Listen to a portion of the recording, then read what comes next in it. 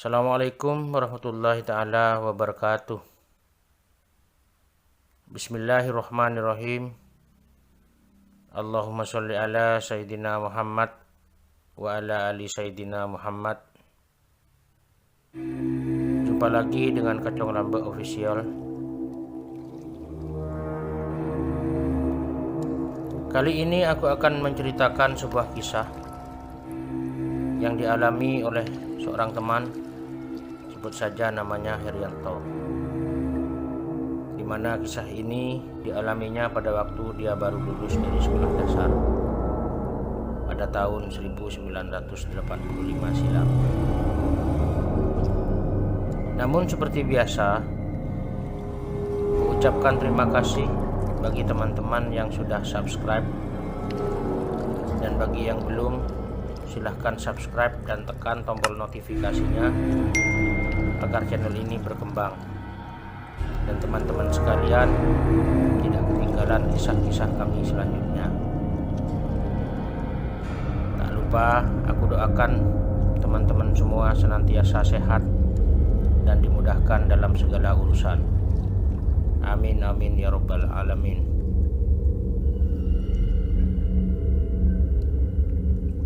Siang itu, Herianto dijemput oleh ayah dan ibunya di sebuah kota kecil. Dia baru saja lulus dari sekolah dasar di kota itu. Sudah 7 tahun lamanya Herianto ini berkumpul dan diasuh oleh bude dan mbah dari ibunya. Dari usia prasekolah hingga dia lulus sekolah dasar. Ayah dan ibu Herianto minta izin untuk membawa anak itu kepada bude dan mbahnya. Mereka pun mengizinkan walaupun sedikit keberatan, karena mereka pikir dengan tidak adanya Herianto di rumah itu akan terasa sangat sepi. Mereka terpaksa mengikhlaskannya karena Herianto ingin melanjutkan sekolahnya di sebuah SMP yang dekat dengan rumah ayah dan ibunya.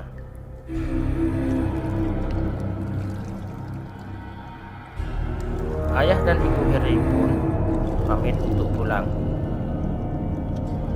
Terlihat mata Heri sembab dan berkaca-kaca menahan tangis. Dia merasa sedih akan berpisah dengan orang-orang yang selama ini dengan ikhlas dan penuh kasih sayang mengasuh dirinya.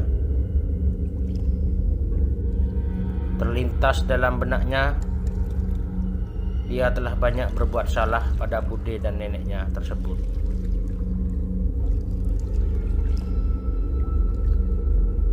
Sesampai di rumah ayahnya, dia disambut oleh adik dan nenek dari ayahnya. Mereka pun berpelukan. Tak lama setelah itu, saat Heri adalah panggilan dari Herianto. Saat Heri akan masuk ke rumah tersebut, keluar seorang laki-laki muda. Heri pun menyapa laki-laki itu. "Om." "Hei, udah datang," jawab laki-laki muda itu. Rupanya laki-laki itu adalah omnya Heri, adik dari bapaknya. Dia segera menyalami omnya itu. Rupanya omnya Heri sedang libur dan pulang kampung. Omnya adalah seorang mahasiswa di sebuah perguruan tinggi negeri di salah satu kota besar yang ada di Jawa Timur.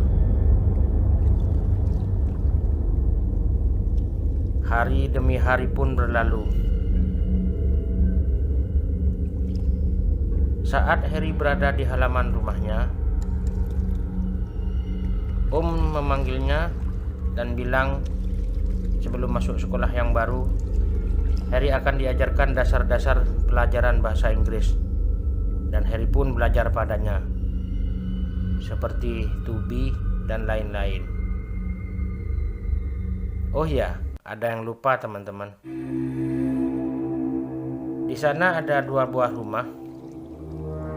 Yang satu ditempati ayah dan ibunya Harry, dan yang satu lagi ditempati oleh adik, nenek, dan omnya. Dan Harry ini lebih memilih untuk tinggal dan tidur bersama neneknya. Sebulan kemudian, omnya kembali ke kampusnya, dan otomatis tempat tidur omnya itu tidak ada yang menempati.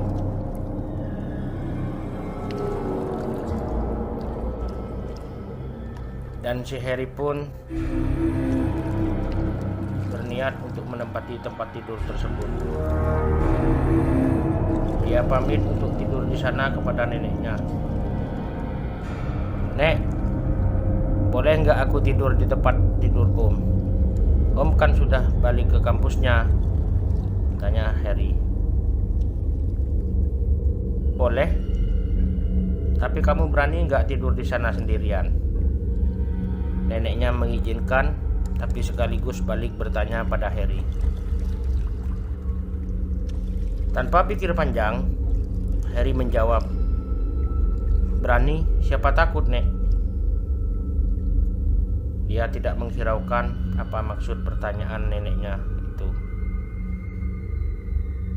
Karena Harry menganggap tempat tidur neneknya selalu sesak apabila ditempati untuk 3 orang. Harry, nenek, dan adiknya. Makanya dia sangat senang neneknya mengizinkan untuk tidur di tempat omnya tersebut. Teman-teman, aku juga lupa menceritakan kalau tempat tidur omnya dan tempat tidur nenek si Harry ini berada dalam satu kamar. Jaraknya cukup jauh karena kamar tersebut memang luas, dan masing-masing tempat tidur dilengkapi dengan kelambu. Zaman dulu orang biasa menggunakan kelambu terutama di daerah pedesaan.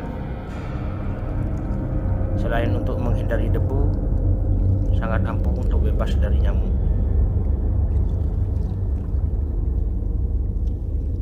Akhirnya malam pun tiba. Setelah capek berbincang-bincang di ruang tamu dengan semua anggota keluarga,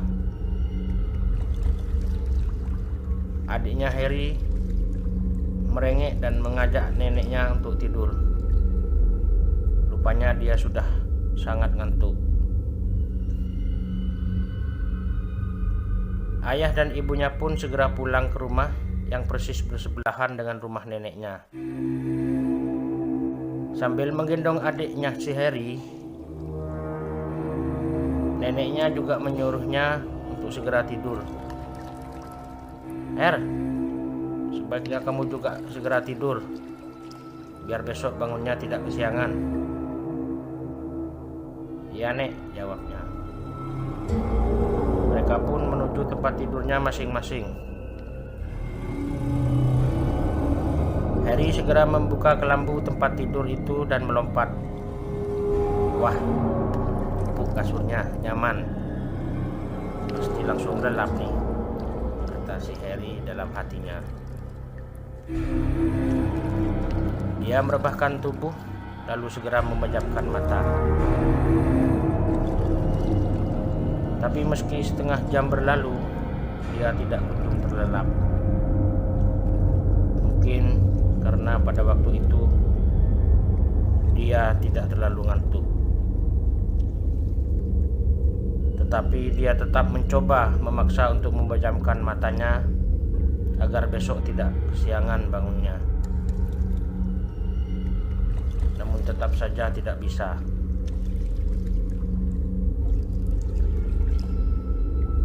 Saat dia berusaha untuk segera tidur, dia mendengar suara langkah kaki yang seperti sedikit terseret. Suara itu halus dan pelan, tapi sangat jelas terdengar di telinganya.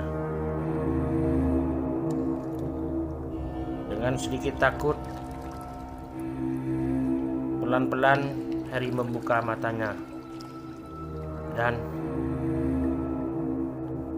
betapa takut dan terkejutnya dia. Di hadapannya ada sosok hitam dengan 2 buah tangan yang jari-jarinya sebesar buah pisang, tanpa terlihat kepala dan wajahnya.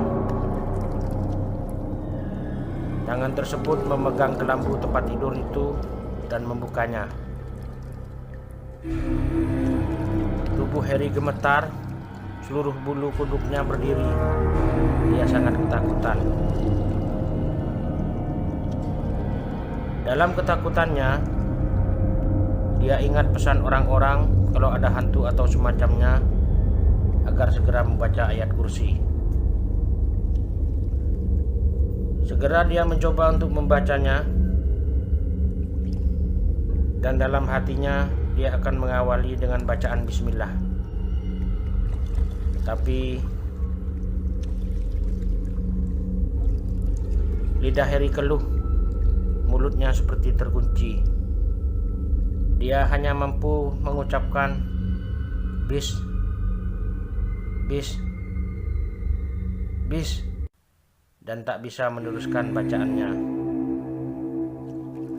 Beruntung tangan berjari-jari besar tersebut segera menutup kelambu itu lalu menghilang.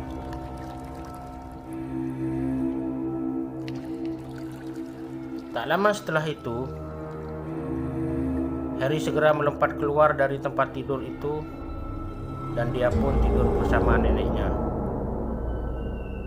Namun malam itu dia tidak bisa menghilangkan rasa takutnya dan tak bisa tidur.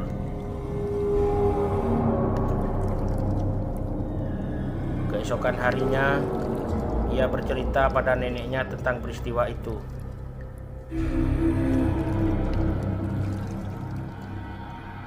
Tapi neneknya Harry ini tidak menunjukkan rasa terkejutnya. Dia cuma sedikit tersenyum. Lalu neneknya bercerita bahwa ia sudah sering melihat sosok tersebut di kamar itu,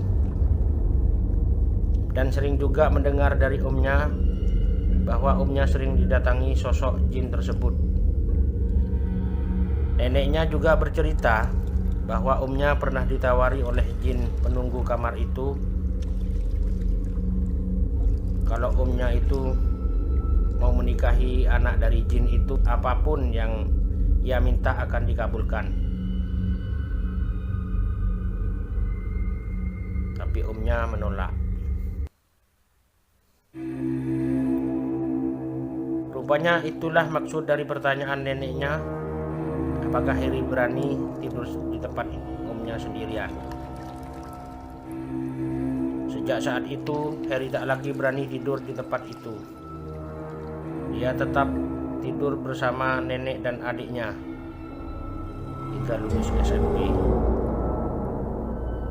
Begitulah kisahnya seorang anak bernama Herianto yang didatangi sesosok jin berjari-jari besar tanpa kelihatan kepala dan wajahnya. Dia tidak bisa membayangkan seandainya wajah jin tersebut kelihatan, mungkin Harry akan pingsan. Sekian, kritik dan saran silahkan tulis di kolom komentar. Terima kasih telah menyimak kisah ini dari awal sampai akhir. Semoga menghibur teman-teman semua. Wassalamualaikum warahmatullahi taala wabarakatuh.